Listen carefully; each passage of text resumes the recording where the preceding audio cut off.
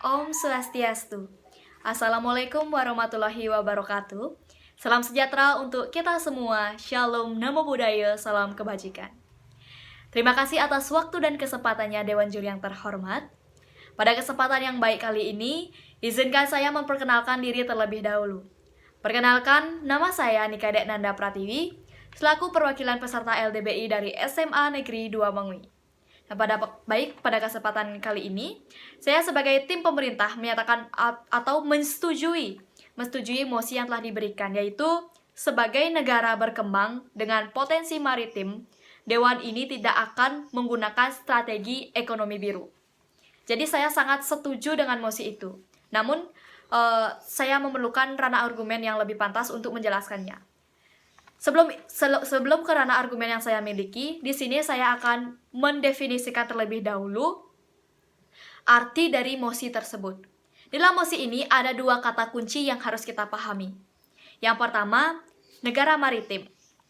Negara maritim adalah suatu negara yang memiliki area laut yang lebih luas daripada daratan, yang sebagai bagian dari wilayahnya.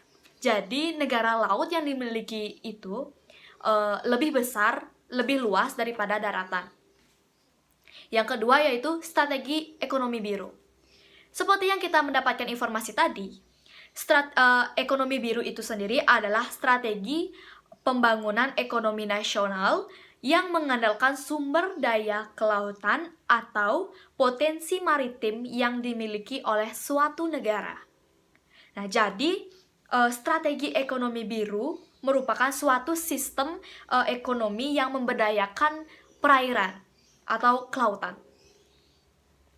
Nah, sedangkan Indonesia yang dikenal sebagai negara agraris tidak pantas menerapkan sistem ekonomi biru ini. Sebab laut sebagai aset negara ini mesti dilindungi dengan menjaga, merawat, atau lain sebagainya, bukan malah membunuh ekosistem laut dengan pembangunan demi mengeruk laba yang tinggi.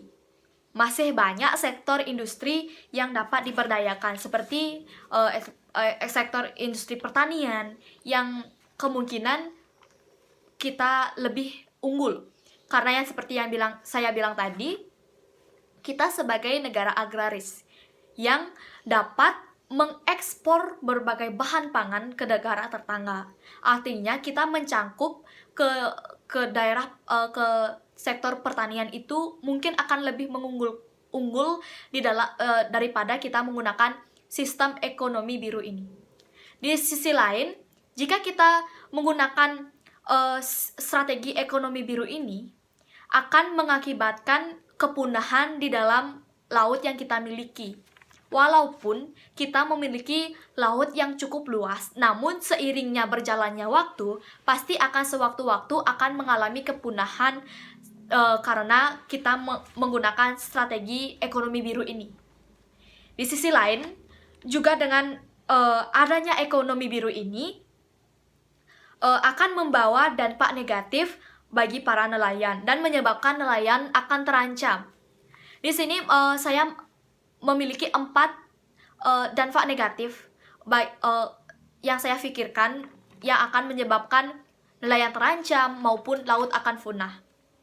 Yang pertama, yaitu munculnya konflik budaya dan sosial akibat terjadinya marginalisasi yang menyebabkan kemiskinan. Pasti akan terjadi konflik yang terjadi jika menggunakan strategi ekonomi biru ini.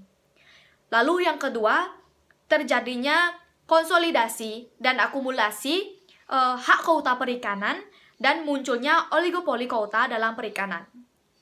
Yang ketiga, terjadinya kegagalan dalam mencegah penurunan atau degrasi stok ikan sekaligus menghalangi upaya pembangunan ekosistem perikanan negara Indonesia. Nah, yang pastinya keadaan laut di tengah laut itu akan mengalami penurunan karena seiringnya adanya dengan strategi ekonomi biru ini. Lalu yang terakhir, yang keempat, terputusnya hak akses nelayan dan komunitas nelayan skala kecil sehingga muncul kesulitan ekonomi yang lebih serius. Nah, seperti yang saya bilang tadi, dengan adanya strategi ekonomi biru ini, dalam jangka panjang pasti akan mengalami kesulitan ekonomi, yang dimana yang awalnya kita memiliki aset kelautan yang melimpah dan kita menggunakan strategi biru ini secara tidak teratur atau tidak terencana, tidak terstruktur, akan mengalami kepunahan dan pastinya akan mengalami kesulitan ekonomi yang lebih serius, seperti itu. Jadi, akan lebih baiknya kita menggunakan strategi yang lain, seperti yang saya bilang tadi, seperti strategi sektor industri pertanian yang memungkinkan untuk jangka panjangnya pasti akan memungkinkan Indonesia lebih berkembang lagi, lebih unggul dari negara lain. Tidak hanya dengan strategi ekonomi biru ini, yang dimana hanya saja ekonomi biru ini akan memberikan dampak baik lebih pendek atau jangka pendeknya saja.